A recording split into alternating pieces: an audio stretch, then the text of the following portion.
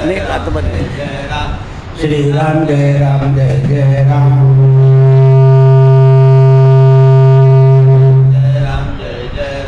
श्रीराम जय राम जय जय राम. श्रीराम जय राम जय जय राम. श्रीराम जय राम जय जय राम. श्रीराम जय राम जय जय राम. जय जय रघुवीर. निवृत्ती ज्ञानदेव सोपान मुक्ताबाई एकनाथ नामदेव तुकाराम.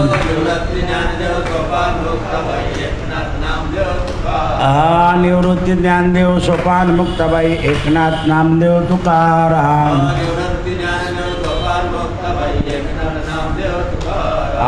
एकनाथ नामदेव तुकाराम. एकनाथ नामदेव तुकाराम.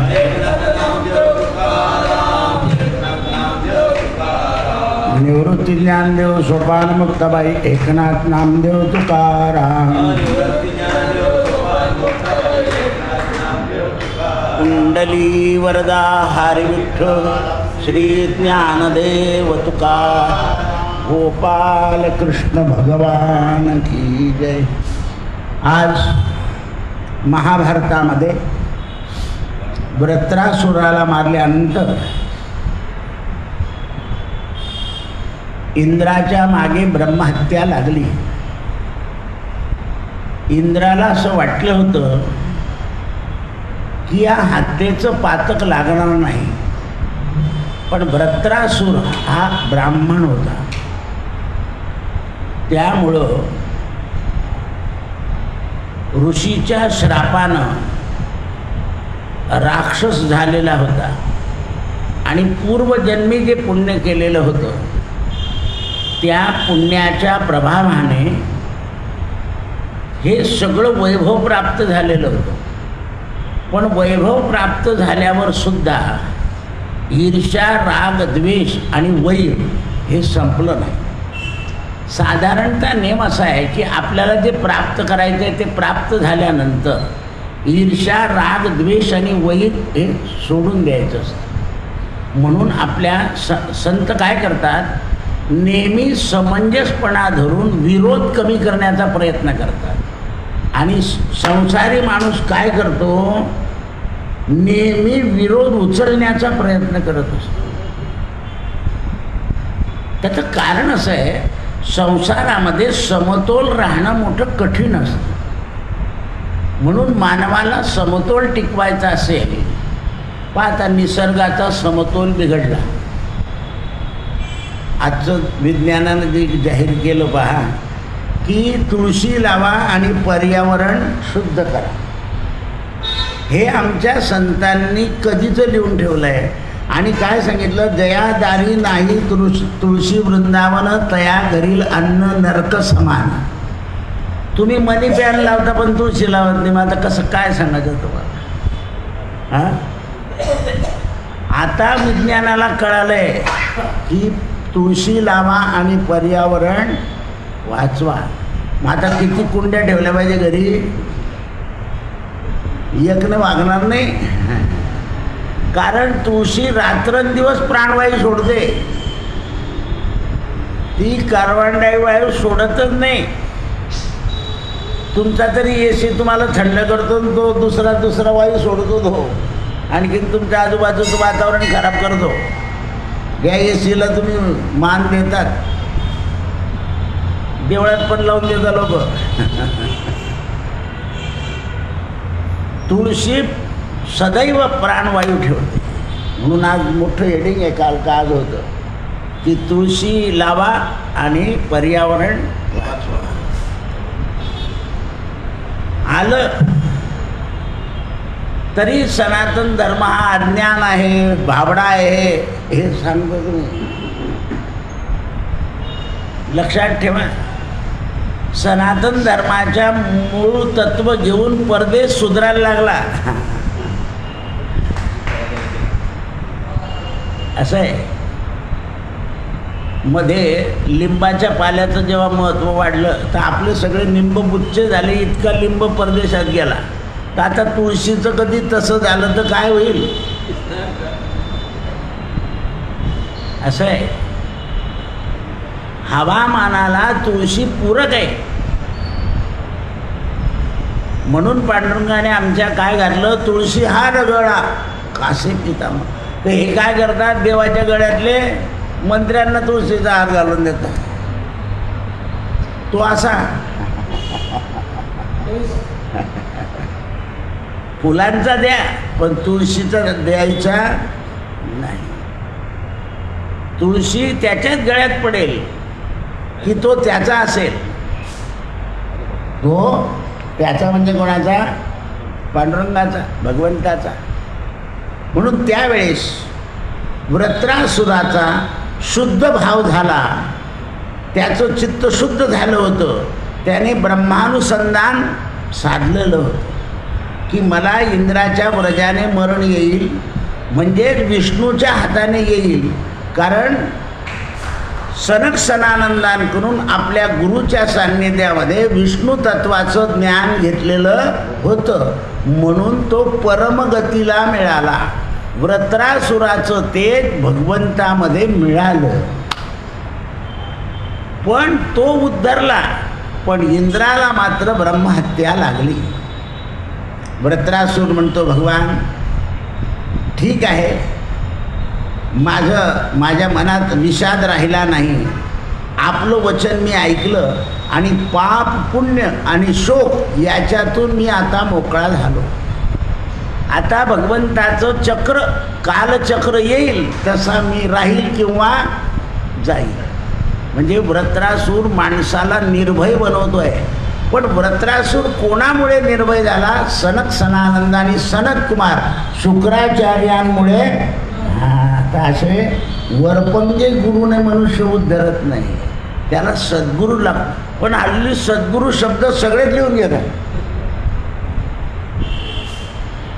जो प्रपंचामध्ये त्याचाही सद्गुरू, ते गजानन महाराजांचा जय घोष होतो ना, राजाधिराज सद्गुरू ब्रह्मचैतन्य काय, तसं सगळे महाराज आपला जय घोष करायला लागून गेले. अरे तुम्ही संसारी आहे ना रे, ऐका ना रे, ते ऐकतच नाही. जर कोणी चुकीचा जय घोष केला त्याला सांगायचं हानी करायचं रे. सद्गुरुनाथ महाराज की जय एवढंच म्हणा. पण मग आपला उदो उदो चाललाय तर कोण कुदू कुदू करेल. पण वृत्रासूर तसं नाही म्हणतोय, मी सनक सनानंद आणि सनत कुमार यांच्या उपदेशानं या स्थितीला आलाय. मरताना काय झाला, निर्भय, मनामध्ये भय राहिलेलं नाही. आपल्याला पण ठेवायचं नाही आहे. कोणता का दिवस उजाडेल आपल्याला काय करणार आहे. जो दिवस उजाडेल त्या दिवशी तू माझ्या समोर राहा म्हणजे झालं. ऐसा दृष्टीपुढे उभा राहील, असा उभा राहा. सुद्धा काय म्हणतं, साधे राधे को साथ ले आना. बस मला काही माहीत नाही दुसरं. धर्मराजा विचारतात, दादाजी सनत कुमारांनी वृत्रासुराचं जे निरूपण केलं, त्या निरूपणानं भगवान विष्णूनं, म्हणजे श्रीकृष्णचंद्र ना, अरे म्हणे हात ना तो, तरी तू म्हणतो मी अभागी आहे. मग आता तुला कसं काय सांगू मी त्याला. भीष्म पितामह म्हणाले, मूल स्थिती भगवान देवादिदेव यांनी आपल्या स्वरूपामध्ये त्याला स्थिर करून घेतलं. या सगळ्या पदार्थांचा रचिता हाच आहे कृष्ण. धर्मराजानं पुन्हा प्रश्न केला, दादाजी अतुल तेजस्वी वृत्रासूर हा धर्मनिष्ठ झाला, याचं मला धन्यवाद वाटला. पण याचं अतुल विज्ञान, विष्णू भक्ती शेवटी याला प्राप्त झाली. इंद्रानं याला मारलं, पण इंद्राला जी ब्रह्महत्या लागली ती कशी काय गेली ते सांगा. कारण यदा कदाचित माणसाच्या हातून काहीतरी दोष घडतो, मग त्या दोषाचं परिमार्जन माणसाला माहिती करून घेतलं पाहिजे, किंवा संतांनी परिमार्जन सांगितलं पाहिजे. धर्मराजा, आपलं जर काही चुकलं किंवा वेडं वाकडं बोललं गेलं तर आपल्याला सरळ सांगितलं आहे, पहिल्या प्रथम आपल्या तोंडात आपल्या हाताने मारून, हे परिमार्जन आहे. चुकीचा शब्द निघाला तर जीभ दाताखाली चावून, हे काय आहे? परिमार्जन आहे. हे परिमार्जन माहिती पाहिजे आपल्याला. जसं फुलं आणले, फुलांवर पाणी शिंपडलं की फुलं शुद्ध, हे परिमार्जन आहे. पूजा करता करता देव खाली बसले, कान धरून नमस्कार, म्हणजे हातातून पडून जातात केव्हा केव्हा देव पुसता बसतात, दोन्ही कान धरून नतमस्तक व्हायचे देवापुढे. ही संत मंडळी त्या दिवशी उपास करतात. हातून जर देव पुसता पुसता पडला तर उपासून करून टाकतो. मोठी शिक्षा घेतात ते. आपल्याला कान धरून नमस्कार करायला सांगितलेलं आहे. सव्य अपसव्य. मी तुम्हाला सांगितलं ना, या स्टेजवर राम सुखजी महाराज बसून गेले 4 दिवस. तर पहिल्या दिवशी त्यांचं 92-93 वय होतं, त्यामुळे त्यांना दिसत नव्हतं. तर त्यांचा शिष्य इकडून उभा होता आणि मी इकडून उभा राहायचो. तर मी हळूच म्हटलं, स्वामीजी या रामजी का भी मंदिर आहे. अरे भाई चलो. तर मी त्यांना मध्ये घेऊन गेलो. त्यांनी असं पाहिलं देवाला. मग म्हणे इकडचा लाईट बंद करा. मग तो लाईट बंद केल्यावर त्यांना ती मूर्ती दिसली. बहुत बढ़िया आहे. मग त्यांनी कान धरून 7 वेळा उठबशा काढल्या देवापुढे. प्रभू कल आया मैं, आपका दर्शन नहीं पाया, म्हणून उठबशा काढल्या खाली 7 वेळा. बस. म्हणजे या देवळात येऊन नाही तुमचं दर्शन, त्यांना कोणी सांगितलं नव्हतं. माझी दुसऱ्या दिवशी हिंमत झाली त्यांना सांगायची. त्यांनी इथं गणपतीचं दर्शन केलं, इथे बसून गेले. पण एवढ्या वयोवृद्ध संताला आणि मोठ्या माणसाला आपणच बोलायचं कसं.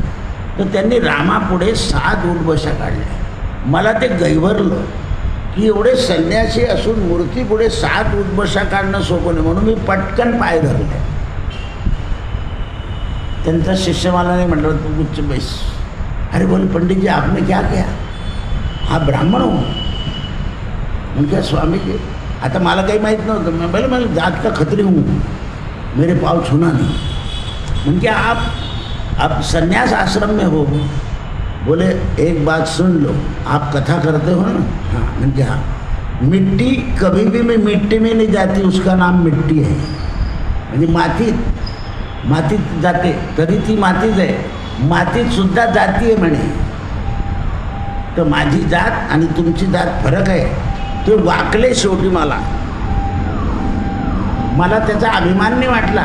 पण त्या माणसाच्या नम्रतेचं आजही या स्टेजवर मी बोलतोय की केवढी नम्रता. देवापुढे उठबशा काढणं, ब्राह्मणाने नमस्कार केला तर त्याला प्रतिनमस्कार करून टाकणं, हे प्रायश्चित्त आहे. म्हणून आपल्या वैष्णवामध्ये कोणी नमस्कार केला की लगेच प्रायश्चित्त घ्यायचं, त्याला नमस्कार करून मोकळं व्हायचं. परिमार्जन कळायला पाहिजे. म्हणून धर्मराजाने विचारलंय परिमार्जन काय. आता जर इंद्राला ब्रह्महत्या घडली आहे तर इंद्राचं परिमार्जन काय होईल. वृत्रासुराला मारल्यानंतर सगळे देवदेवता आनंदित झाले, पण इंद्राच्या दोन्ही जांघा सुन्न पडल्या. पळायला जायचं तर पळेल ना. ती ब्रह्महत्यानं बरोबर त्याला जखडलं. दुष्कर्म घडल्यानंतर त्या दुष्कर्माचा शरीरावर परिणाम होतो. शरीरावर परिणाम होतो. तात्काळ जरी विशेष झाला नाही तरी थोडाफार त्याचा परिणाम होतो. मनावर परिणाम होतो, बुद्धीवर परिणाम होतो, चित्तावर परिणाम होतो. आणि तो जसं जसं आपलं पुण्य क्षीण होत जातं तसं तसं तो दुष्परिणाम आपल्यामध्ये वाढत जातो. त्यावेळा युद्धामध्ये एवढं रण गाजवणारा इंद्र मात्र चालण्यात गतीत फरक पडता येईना. आणि जशी जशी ब्रह्महत्या जवळ यायची तशा यातना व्हायच्या. मग त्यावेळेस इंद्रानं बृहस्पतीला विचारलं, गुरु महाराज केव्हाही काम पडलं की मग गुरु आहेस,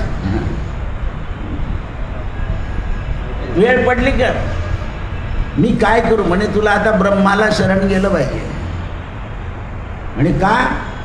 तर अनेक शस्त्र अस्त्राचा प्रयोग झालेला आहे आणि आता या सगळ्याचा उपयोग तुला ऋषीमुनी गंधर्व लोक हे तुझ्या समोर हजर होते तरी तुझ्या पापाचं प्रायश्चित्ताला हे कारक ठरलेले नाही आहे.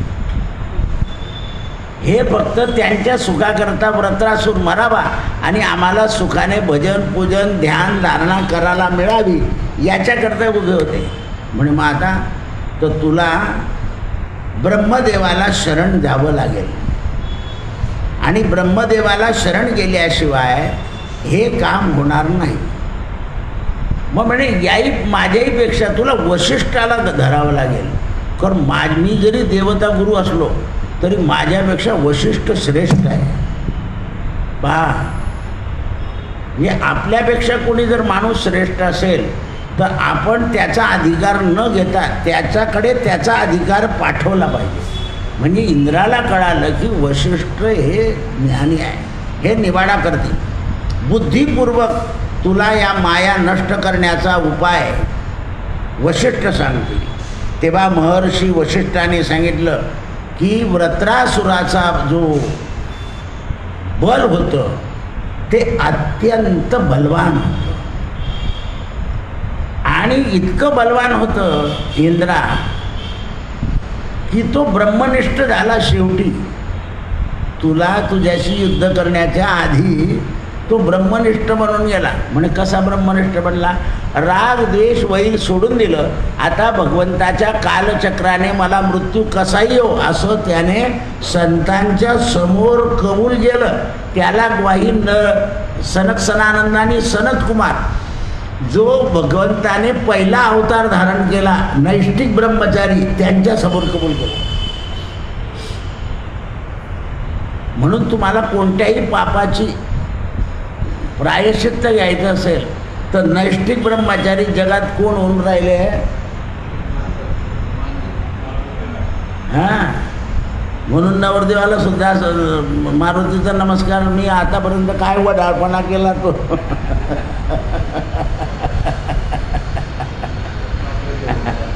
तो आता तुझ्या चरणी ठेवला. आता मी प्रामाणिकपणे पाणी ग्रहण करून राहील याच्याकरता तिथे न्यायचं आहे. बुद्धिमत ब्रह्मनिष्ठ आहे मारुती राय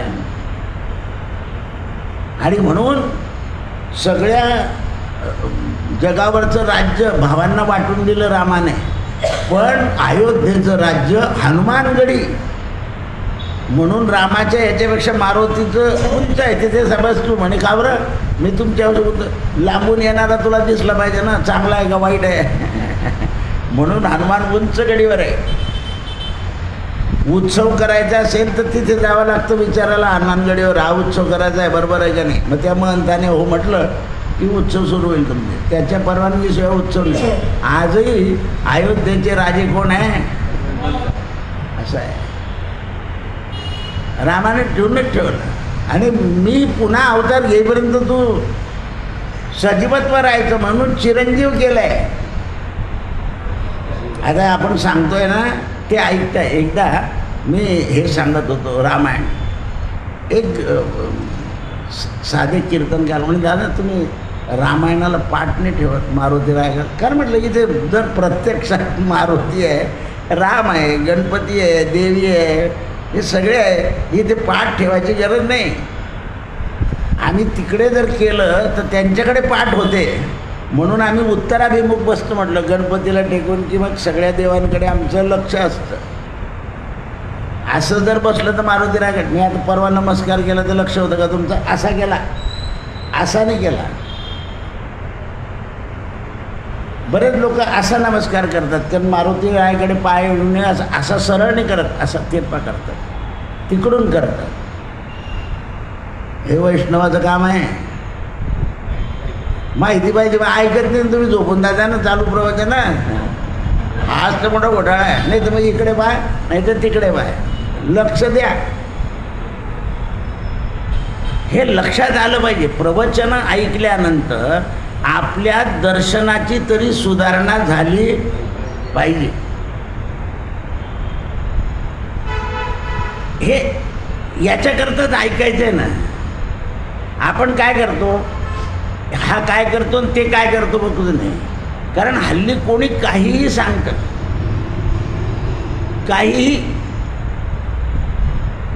आता ते कानबाईचं नारळ आपण देतो नाही, आपलं मंदिर सुरुवातीपासून देतं. एक जण आला म्हणे, किती रुपये लागतील, कारण कानबाईच्या नारळाला इथे रुपये लागत नाही, तू घेऊन जा. आता त्याला नारळ दिलं ना, त्याने दुसऱ्या ठिकाणी गेल्यावर तिथे फुकट भेटतं आणि इथे का बरं 25 रुपये घेता, हे चर्चा केली. आता तो माणूस त्याने ते धंदा केला. तो या मंदिरात तो धंदा नाही. देवीजवळ जा, हे नारळ घे, देवीला सांग की माझ्या कानबाईचं नारळ खराब झालं आहे, मी इथून नारळ घेऊन जातो, जा घरी. कारण या परिसरामध्ये पूर्वीपासून सगळे नोकरीवाले लोक आहे. त्यांना असं कोणाच्या घरी जाऊन त्या नारळाला नारळ लावून ते काही जमत नाही. म्हणून आम्ही कैक वर्षापासून 72 सालापासून ही परंपरा ठेवली. ज्याला नारळ पाहिजे असेल त्याला आपल्या जवळचं नारळ द्यायचं. त्याचे पेटीत पैसे टाकू म्हटलं तरी नाही टाकायचे. कारण आमचा नियम काय आहे, कानबाईच्या नारळाचे पैसे घ्यायचे, कारण आम्हाला विकत आणावं लागत नाही.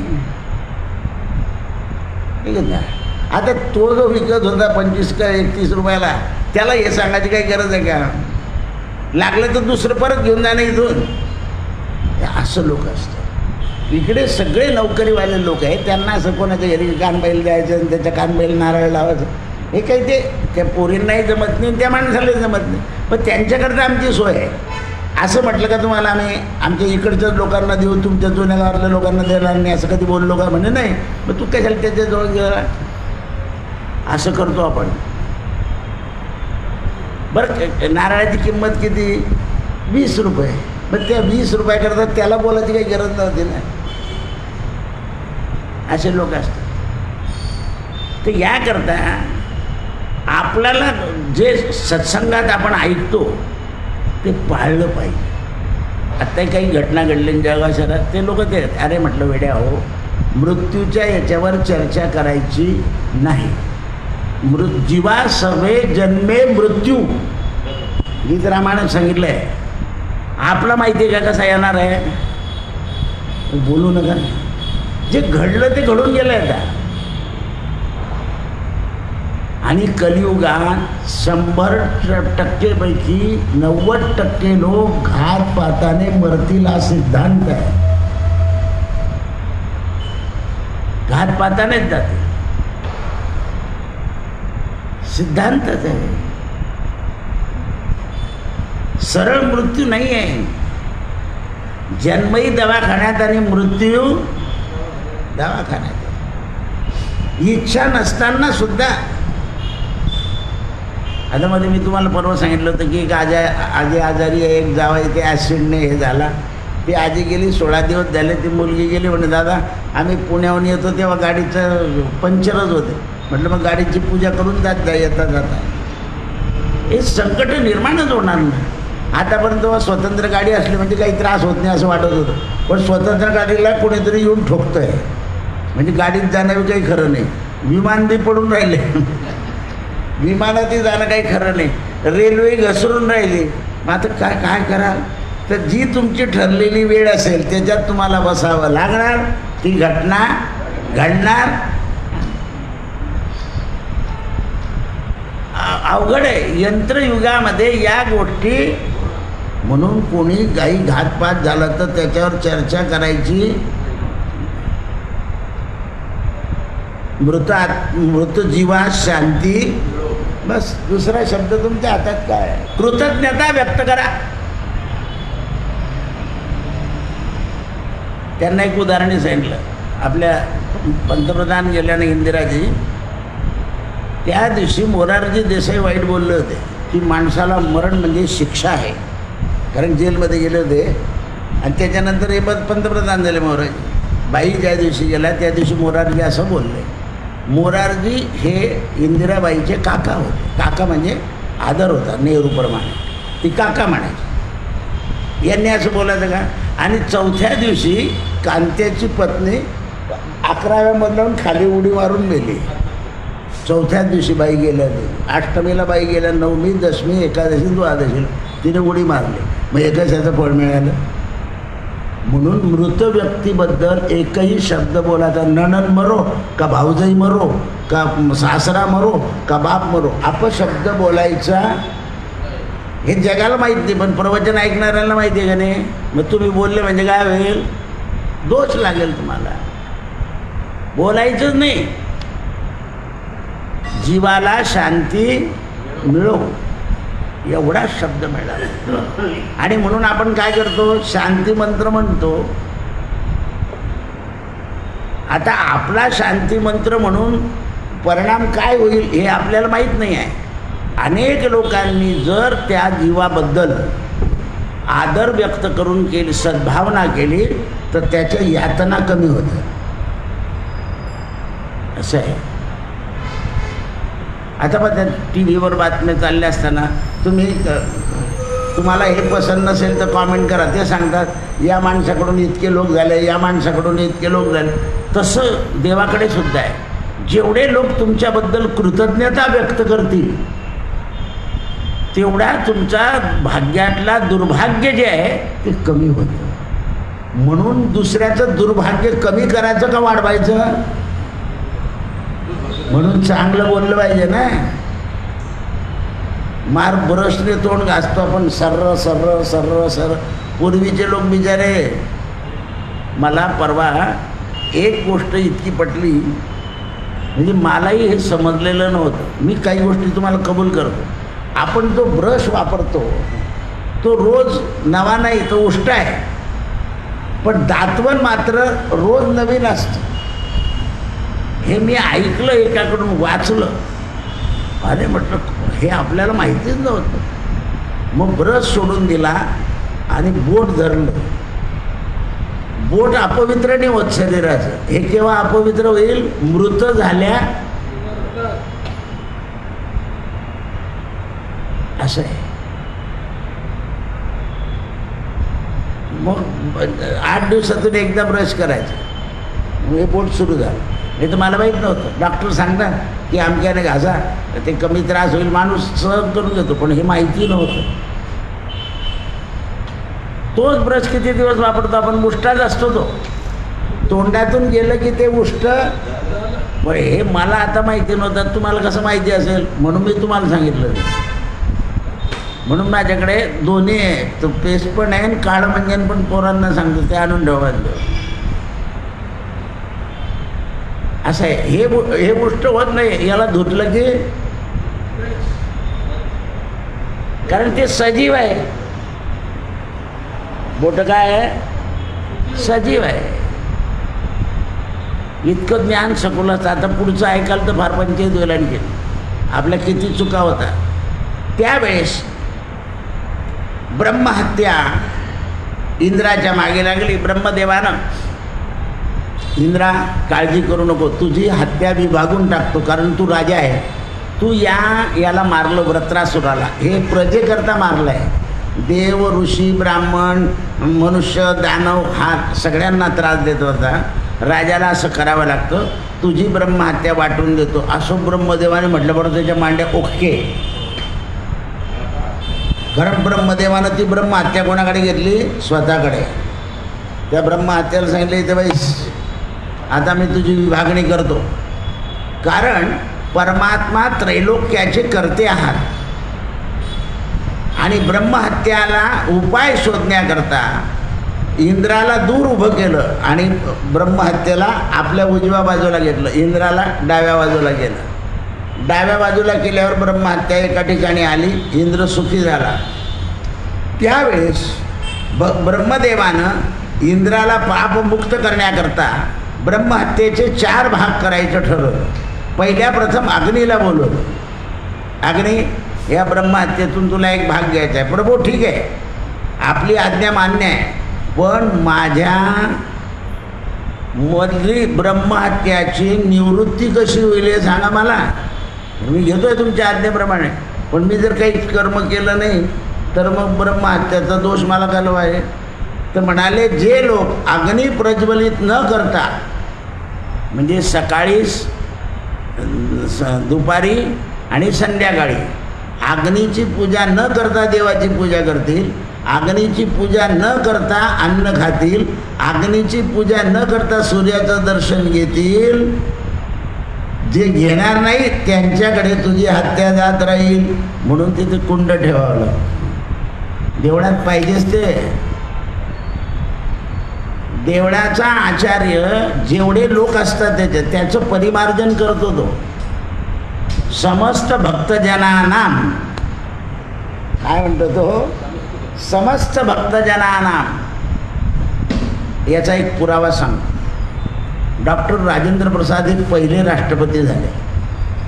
त्यांच्या मनात आदर होता, हे बिहारचे, की आपल्या देशामध्ये आपल्या हातून काहीतरी चांगलं काम होऊन जावं.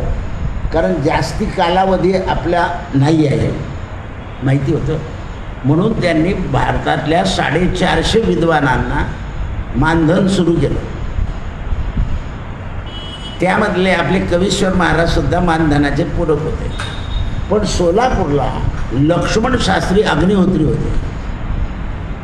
त्यांच्याकडे सरकारचा निरोप गेला की तुम्हाला मानधन द्यायचं. मी सरकारचं मानधन घेणार नाही. म्हणे का? सरकार निधर्मी आहे.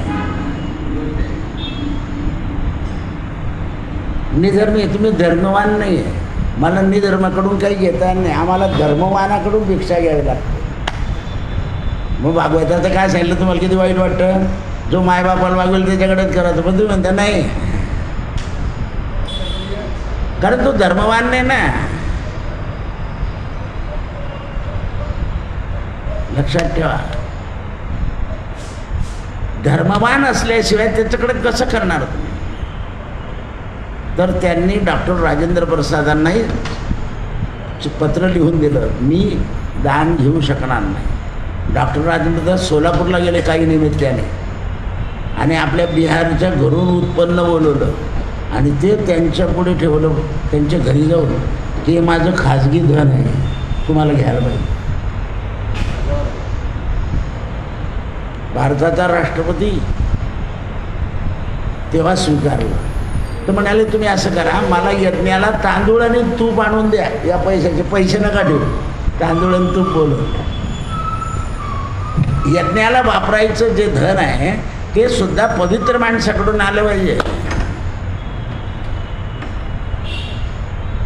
कारण तो यज्ञ आहे. हल्ली यज्ञाचं फळ काय मिळत नाही. आपण कोणाला बसवतो? पहा ना, चड्डीवाला बैस 11,000 दे माझे जात.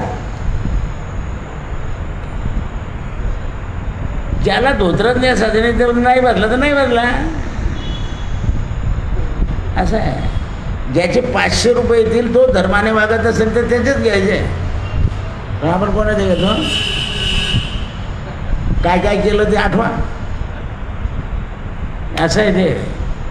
आणि त्यामुळे त्याच्यामुळे शांती मिळत नाही. मी एकदा इथे गाव आहे आपल्या मनोरचं लग्नाचा दिवस होता.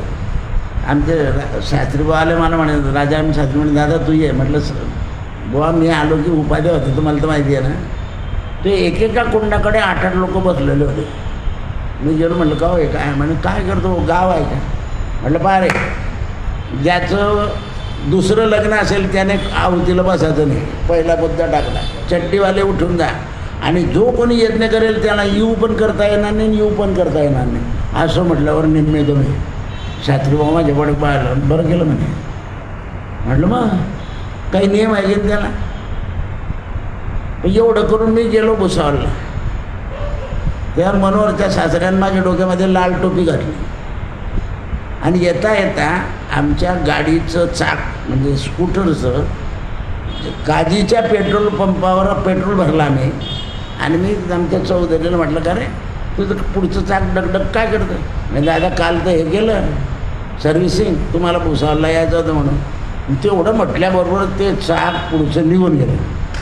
त्याने ते बरोबर स्टेरिंग धरून ठेवून मला म्हणे तू उतर. म्हटलं तू उतर. म्हणे तुम्ही उतरा. म्हटलं तू ऐक बरं, तू उतर. मी उतरलो आणि त्याचा पाय कट्ट देणे मोडला. मग त्याला मी टेलिफोनची गाडी आली, त्यांनी ओळखलं. ड्रायव्हरने म्हणे साहेब दादा उभे, काहीतरी गडबड आहे. ते साहेब उतरलं खाली. म्हटलं तुम्ही या मला गाडी टाकून याला घेऊन जा, पाय मोडला, मी इथे बसतो, मला कोणी घेऊन येईल रस्त्याने. तोपर्यंत एक मारवाडीला म्हणजे दादा तुम्ही एवढं उन्हात का बरोबर. म्हटलं भाऊ ते मनोहरचं लग्नाला गेलो होतं, त्याच्या व्यायाने लाल टोपी घातली म्हणून तुम्हाला ओळखलं नाही आधी. तो रिवर्समध्ये आला, ती टोपी काढली आणि गाडीत बसलो आणि मग मी आलो आणि मग त्या चौधरीचं हे केलं. तर ह्या ज्या घटना घडतात याला काही कारणं असतात, त्याच्याशिवाय घटना घडत नाही. अनाठायी कृत्य आणि सत्कृत्य याची फळं मिळतच असतात. आंबा उशिरा येतो, म्हणजे झाड लावल्यावर 2, 4, 10 वर्षांनी आता काही आधुनिक असेल, पण तो दीर्घकाल टिकतो. फळ उशिरा येतं पण ते दीर्घकाल आणि ते अमृत फळ म्हणून होतं. बाकीचे फळं झाडाला लवकर येऊन जातात आणि झाडंही संपून जातात, फळंही संपून जातात. तसं सबुरी हे जे आहे किंवा सत्वगुण जे आहे हे दीर्घ फळ देणार आहे. म्हणून त्यावेळेस अग्नीनं सांगितलं की अज्ञान याच्याने जो कर्म करेल तो, आणि दुसरं बीज, औषधी आणि रस यांचं काढताना जो वनस्पतीची हत्या करेल त्याच्याकडे तुझी हे जाईल. म्हणून मी तुम्हाला उदाहरण दिलं तर आमच्या गावचा मोळी विक्या कोरडंच लाकूड तोडायचं, ओलं तोडायचंच नाही, कारण हे हत्या करतो आपण.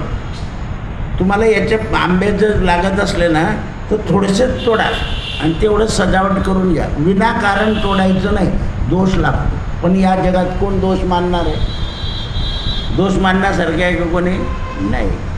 आपण तर दसऱ्याच्या दिवशी शेतकऱ्याचे चांगले उपटून आणतो दांडे. तो बिचारा दसऱ्याच्या दिवशी काठी घेऊन शेतात बसतो, त्याचा दसरा होतच नाही. का असं करायची सवय? लुटाची, याचा अर्थ असं लुटायचं आहे का? पण आपल्याकडे पद्धतच पडून जाते काही करायचं. म्हणून तत्पश्चात वृक्ष, तृण, औषधी यांनाही जाईल दोष. मग ब्रह्महत्या तिथे गेली. पुढे ब्रह्मदेवानं सगळ्यांना विचारलं आणि अग्नी झाला, वायूला विचारलं की तुझ्याकडे हत्या घ्या. म्हणून मग माझी कशी जाईल? जो कोणी देवाच्या पुण्यतिथीला किंवा आईवडिलांच्या पुण्यतिथीला वृक्षाचं छेदन करेल त्याच्याकडे पाप जाईल, ब्रह्महत्या. ब्रह्मदेवानं अप्सरांना बोलवलं मधुरवाणीनं आणि त्यांना सांगितलं की 4था भाग तुम्ही घ्या. पण म्हणे मग देवा, आम्ही एवढे चांगले तुम्हाला नृत्य गायन करून येणारे आणि आम्हाला पापाचे भागीदार बनवतं, मग आमची हत्या कशी जाईल? तुम्हाला विनाकारण जो त्रास देईल ऋतुकालामध्ये त्याच्याकडे ती ब्रह्महत्या जाईल. ब्रह्मदेवाने सांगितलं. मग जलदेवतावर नंबर आला. आता तुमचा नंबर लागेल. जलदेवतेवर नंबर आला.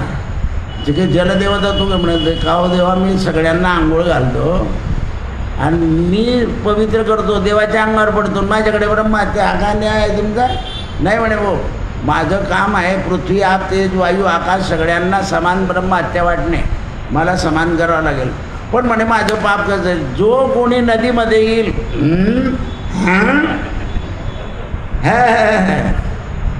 त्याच्याकडे जलाची हत्या जाईल. हे सांगत जा ना वारीमध्ये, कळत नाही आपल्याला. नदीमध्ये जाऊन पाणी भरून हातपाय धुवायचे, नाक शिंकराचं काय सगळं करायचं आणि मग त्या चंद्रभागेमध्ये प्रवेश करायचा. हे दोष आहे. आपण जलाला बिघडवतो. मी तुम्हाला सांगितलं ना, आम्ही खेड्यात पाणी भरतो, पाणी भर लहान होतो, असं कधी जोडून पण ब्राह्मणाचा पोरगा मध्ये जा, असं पाणी नाही भरायचं, असं गावचा पाटील सांगत होतो. कारण ब्राह्मण चांगला राहिला तर आमचं गाव चांगलं राहील. आता लोक काय म्हणतात, ज्ञानोबाच्या काय लावलंय, लोकचंद्रावर चाललंय, तो दुधाचा सांगतो, पाणी टाकून आणून करतो आपला नथू. असे फसवणारे आहे, बिघडवतात, व्यसनी करतात विप्रांना. तो विप्र चांगलाच राहिला पाहिजे, शुद्ध, तरच तो ज्ञान सांगेल, नाही तर तो स्पष्ट बोलू शकत नाही. भीष्म पितामह म्हणाले, इंद्राची ब्रह्महत्या वाटल्या गेल्यामुळे इंद्र खुश झाला. क्या ब्रह्मदेव म्हणे नाही, अश्वमेध यज्ञ करावा लागेल, मोठ्याची सुटका सहज होत नाही. आणि अश्वमेध यज्ञ करताना वशिष्ठाची आधिपत्य लागेल, दुसऱ्या ऋषीचं लागणार नाही. बृहस्पतीने तुला सांगितलं माझ्यापेक्षा वशिष्ठ श्रेष्ठ आहे, कारण ते तडजोड करत प्रत्येक अवतारामध्ये वशिष्ठाचा आशीर्वाद असल्याशिवाय आम्हाला अवतार घेता येत नाही. म्हणून समर्थांची वशिष्ठाची जोड घातली आहे. वशिष्ठा परिज्ञान योगेश्वराचे कवी वाल्मिका सारिखा मान्यायसा नमस्कार माझा सद्गुरु रामदासा. भीष्म पितामह म्हणाले, हे धर्मराजा, तुला हे वृत्रासुराचं चरित्र सांगितलं, तिथे श्रोता वक्ता बदलले. लगेच जन्मेजयाचा उदय झाला.